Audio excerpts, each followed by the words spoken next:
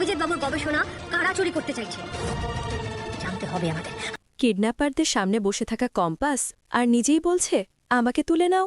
Compass ধারাবাহিকের আজকের পর্বে ধারাবাহিকের শুরুতে আমরা দেখতে পাই কম্পাস যে অ্যাম্বুলেন্সে ছিল সেই অ্যাম্বুলেন্সের সামনে গিয়ে গুন্ডাগুলো পথ আটকায় এবং অ্যাম্বুলেন্স খুলতেই দেখতে পাই কম্পাস অ্যাম্বুলেন্সের বেডে বসে আছে। গুন্ডাগুলো অ্যাম্বুলেন্সের মধ্যে কম্পাসকে দেখে খুবই অবাক হয়ে যায় এবং কম্পাস বলে এবার তোমরা তোমাদের বসকে ফোন করো, সে কেন আমার বাবাকে নিয়ে খুশি থাকতে পারছে না, আমার মাকে এর মধ্যে কেন ইনভলভ করছে, মা তো এই রিসার্চের বিষয়ে কিছুই জানে না, তোমরা বরং আমাকে নিয়ে যাও, আমি একটু আধটু রিসার্চ করছি, রিসার্চের বিষয়ে আমার বেশ ধারণা আছে, তোমরা তোমার বসকে এখনই ফোন করে বলো আমাকে লাগবে কিনা। কম্পাসের এমন কথাগুলো শুনে এবং গুন্ডাগুলোর হতবাক হওয়া দেখে অ্যাম্বুলেন্সের মধ্যে থাকা ড্রাইভার এবং জিৎ মিটিমিটি হাসতে থাকে। পরবর্তীতে কম্পাসের এতবার বলার কারণে গুন্ডাগুলো মুক্তিকে ফোন করে বলে কম্পাস আমাদের বোকা বানিয়েছে, আমরা এতক্ষণ যে গাড়িটাকে ধাওয়া করেছিলাম সেই গাড়ির মধ্যে কম্পাস আর ওর মাকে অন্য দিক দিয়ে পাঠিয়ে দিয়েছে, এখন কম্পাস বলছে ওকে তুলে নিয়ে যেতে। গুন্ডাগুলোর কথা বলা দেখে কম্পাস বলে ফোনটাকে আমাকে দাও, আমি কথা বলি। এরপর কম্পাস ফোন ধরে মুক্তিকে বলে এই সুযোগ আর হাতছাড়া করবেন না, কম্পাসকে এভাবে আর হাতে নাতে কখনো ধরতেও পারবেন না, আপনারা কে সেটা আমার জানার দরকার নেই, আমি কথা বলতে চাই আপনাদের বিগ বসের সাথে, ডিরেক্ট তার সাথে কথা বলতে চাই। কম্পাস এটাও বলে যে আমাকে তুলে নিয়ে যান, এটাই আপনাদের ভালো হবে, আমার মাকে নিয়ে গিয়ে কি করবেন, রিসার্চের বিষয় তো আমাকে প্রয়োজন। কম্পাসের এই কথাগুলো শুনে মুক্তি মনে মনে ভাবে এই বিষয় তো অখিলেশ চৌধুরী এবং অভিজ্ঞান দত্তের সাথে আমার কথা বলা দরকার। কথাটা ভাবতে ভাবতে ঠাস করে ফোনটা কেটে দেয়। এদিকে কম্পাস গুন্ডাগুলোকে বলে আপনাদের বস আবার এই নাম্বারে ফোন করবে, ততক্ষণে একটু ভেবে নি কাদৌ আমাকে কিডন্যাপ করবে কিনা, ততক্ষণে আপনারা বরং চা নাস্তা খেয়ে নিন, এটা বলে হাসতে থাকে।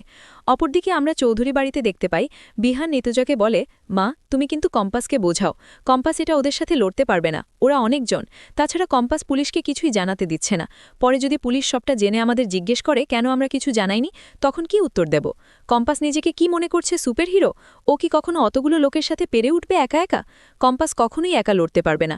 বিহানের এমন কথাগুলো শুনে ঋতুজা বলে কম্পাস একা লড়বে কেন, ওর সাথে আমি আছি, বিহান তুমি যদি ওকে সাপোর্ট করতে না পারো তাহলে প্লিজ ওর মনোবল ভেঙে দিও না, মেয়েটা আর কতদিন এভাবে লুকিয়ে লুকিয়ে বাঁচবে, সেই ছোটবেলা থেকে কম্পাস ভয়ে ভয়ে লুকিয়ে লুকিয়ে বড় হয়েছে, এখন নিজের বাবা মাকে নিয়ে একটু শান্তিতে থাকতে পারবে না, কখনো কখনো রুখে দাঁড়াতে হলে সামনে থেকে প্রতিবাদ করতে হয়, আর সেই প্রতিবাদে সবাই এসে গেছে। ঋতুজা এটাও বলে যে কম্পাসের বাবা মা যদি প্রাণ খুলে শ্বাস নিয়ে না বাঁচতে পারে তাহলে কিভাবে বেঁচে থাকলো। ঋতুজার কথা শুনে বিহান চুপচাপ দাঁড়িয়ে থাকে।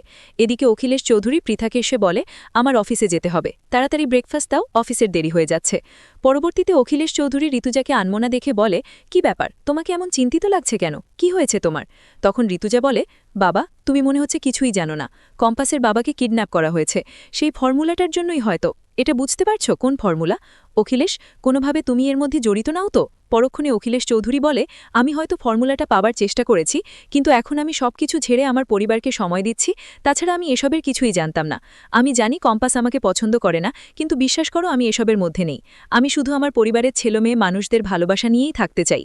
পরের সিনে দেখানো হয় অভিজ্ঞান দত্তকে যেখানে আটকে রাখা হয়েছিল, অভিজ্ঞান দত্ত সেখানে আসতেই মুক্তি বলে আপনি আবার এখানে আসতে গেলেন কেন, কম্পাস আমাদের বোকা বানিয়েছে, ওর মাকে অন্য কোথাও পাঠিয়ে দিয়ে ওকে কিডন্যাপ করার কথা বলছে, তাহলে কি কম্পাসকে কিডন্যাপ করব, আপনি যদি একবার বলেন তাহলে আমার ছেলেগুলো কম্পাসকে তুলে আনবে। পরক্ষণে অভিজ্ঞান দত্ত বলে আপনি কি মনে করছেন কম্পাস বন্দুক ভয় করবে, তাছাড়া এটা ভাবুন কম্পাস কেন এখানে কিডন্যাপ হয়ে আসতে চাইছে, কেন বিগ বসের সাথে কথা বলতে যাচ্ছে, ওর কি তাহলে পুলিশের বড় কারোর সাথে হাত রয়েছে, বিগ বস আসলেই অ্যারেস্ট করিয়ে দেবে। অন্যদিকে আমরা দেখতে পাই মোনালিসা তার দাদুর জন্য রান্না করছিল, তখনই শ্রেষ্ঠা গিয়ে বলে মোনা তুই এসব রান্না করতে পারবি না, তুই কি কখনো রান্না করেছিস, আমাকে দে আমি রান্না করে দিচ্ছি। তখন মোনালিসা ধমক দিয়ে বলে দাদু তোমার হাতে রান্না খাবে না, দাদু মনে করে তুমি খাবারে বিষ মিশিয়ে দিতে পারো, কতদিন পর দাদু বাড়িতে আসছে, আমি নিজে হাতে সবটা রান্না করব। অন্যদিকে আমরা দেখতে পাই ঋতুজা অখিলেশ চৌধুরীর ঘরে গিয়ে অখিলেশের ফোনে চিপ লাগিয়ে বার, যাতে অখিলেশ চৌধুরীর কোথায় যাচ্ছে তার সাথে কথা বলছে সমস্ত বিষয়টা কম্পাস জানতে পারে।